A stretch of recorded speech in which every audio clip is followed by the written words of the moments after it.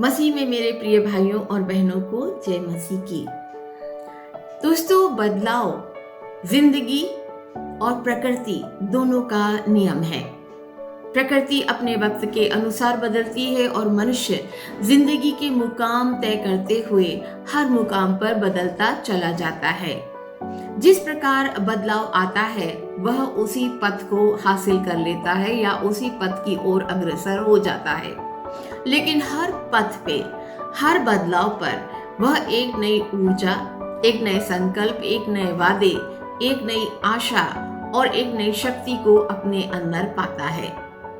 पवित्र शास्त्र बाइबल के धन्य वचन भी हमें बदलाव की ओर इंगित करते हैं। जिस प्रकार हम लोग अपने गंदे सड़े पुराने कपड़े बदल कर फेंक देते हैं, उसी प्रकार पवित्र शास्त्र बाइबल भी हमें उस ओर इंगित करती है जहां नूतन हो जाना, नएपन में ढल जाने का सीधा अर्थ है कि हम उस आदम को, उस मनुष्य को उतार फेंकें जिसने ईश्वर की आज्ञा नहीं मानी, जिसने ईश्वर की आज्ञा का उल्लंघन किया, जिसने नियमों को नहीं माना और जिसने नियमों को तोड़ा और जो शैतान का आज्ञाकारी हो गया, उस मनुष्य को हम उतार फेंकें और एक नए मनुष्यत्व को धारण कर लें। जैसा कि हम इफिसियों की पत्री में 4:22-23 में पाते हैं, जहां लिखा हुआ है कि तुम अगले चाल चलन के पुराने मनुष्यत्व को, जो भरमाने वाली अभिलाषाओं के अनुसार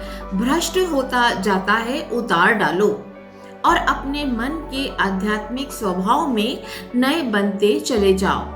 संत पौलुस इफिसियों के मसीही लोगों से अनुरोध करता है कि वह अपने बुलाए जाने के अनुसार एक नए अर्थपूर्ण जीवन को यापन करें। मित्रों, यह नया मनुष्यत्व मनुष्य को तब मिलता है जब वह क्रूसित मसीह को अपना उद्धारकर्ता अंगीकार करता है। वह यह स्वीकार करता है कि प्रभु यीशु मसीह ने उसके लिए क्रूस पर अपने प्राण दिए और अपने पुराने मनुष्यत्व को क्रूसित कर प्रभु यीशु मसीह के पुनरुत्थान में नया जीवन लेता है। प्रभु यीशु मसीह ने निकोदेमस से कहा था, निकोदेमस, तुझे नया जन्म लेना है। तो फिर हम नवीनीकरण कैसे प्राप्त कर सकते हैं? क्योंकि हमारा यह शरीर तो गुनाह का गुलाम है, वह गुनाह का दास है और शैतान का आज्ञाकारी है। पवित्र शास्त्र के धन्य वचन हमें यह कहते हैं कि आपको और मुझे इस नियमों को या इन विध्वंसकारी ताकतों को हमेशा हमेशा के लिए तोड़ना होगा। संत पौलुस भी यही लिखते हैं कि मसीह के अंदर हम एक नवीन रचना है। 2 कुरिन्थियंस 5:17 में साफ लिखा हुआ है कि जो मसीह में है वह एक नई सृष्टि है, जो पुराना था वो बीत चुका और देखो सब कुछ नया हो चुका है। नवीन मनुष्यत्व क्या है? यह उस जीवन की परिकल्पना है जो पवित्र है और इसकी पवित्रता बनाए रखने के लिए हमें परमेश्वर से दिन प्रतिदिन अनुग्रह की कामना करनी चाहिए।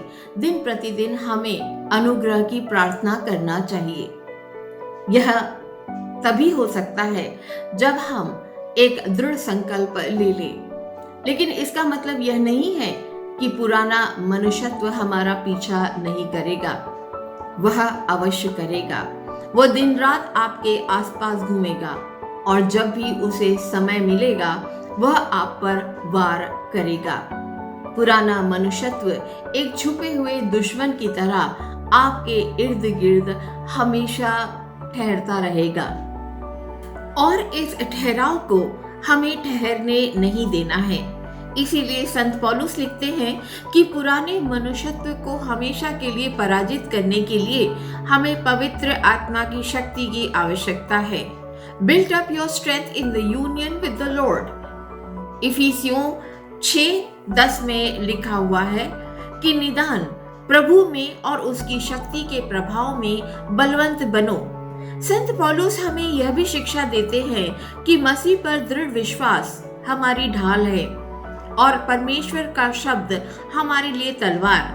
प्रार्थना में हम परमेश्वर से मदद मांगे और शनै शनै सावधान रहते हुए यीशु मसीह की परिपक्वता में पहुंच जाएं।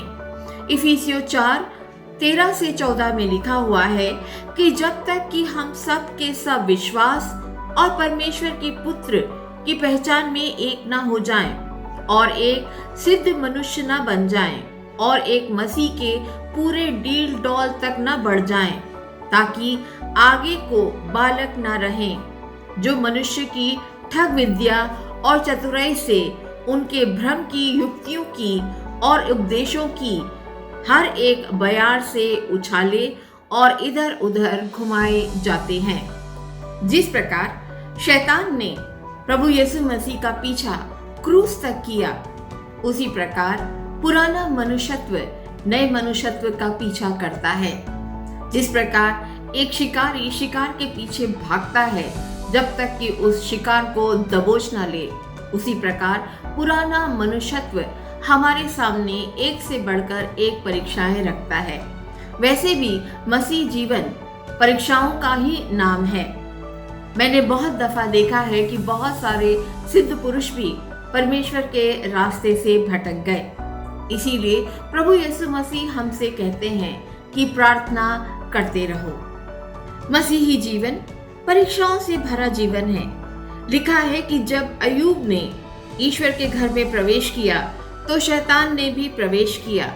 इसीलिए प्रभु यीशु मसीह कहते हैं कि जागते रहो और प्रार्थना करते रहो कि तुम परीक्षा में ना पड़ो।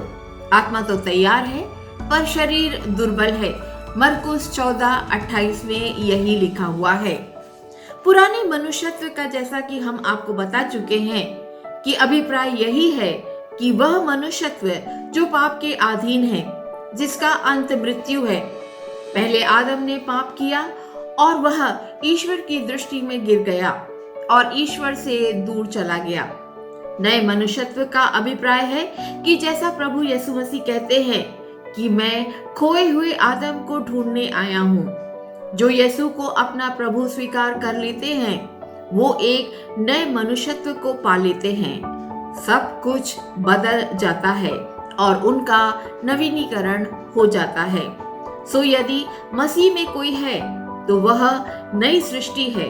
पुरानी बातें बीत गई, देखो वे सब नई हो चुकी हैं। तो आइए आज हम अपना आत्म परीक्षण करते हैं कि परमेश्वर को स्वीकार करने के बावजूद भी क्या हम पुराना जीवन व्यतीत कर रहे हैं या हमने पुराने मनुष्यत्व को उतार फेंका है और नए मनुष्यत्व को पहन लिया है और अपने आप को पवित्र आत्मा की हथियारों से लैस कर लिया है। संत पौलुस इसी संदर्भ में लिखते हैं कि पहले तुम अंधकार में थे और अब प्रभु यीशु मसीह की ज्योति में हो। इसीलिए ज्योति की संतान की नाई आगे बढ़ते चले जाओ। आमीन।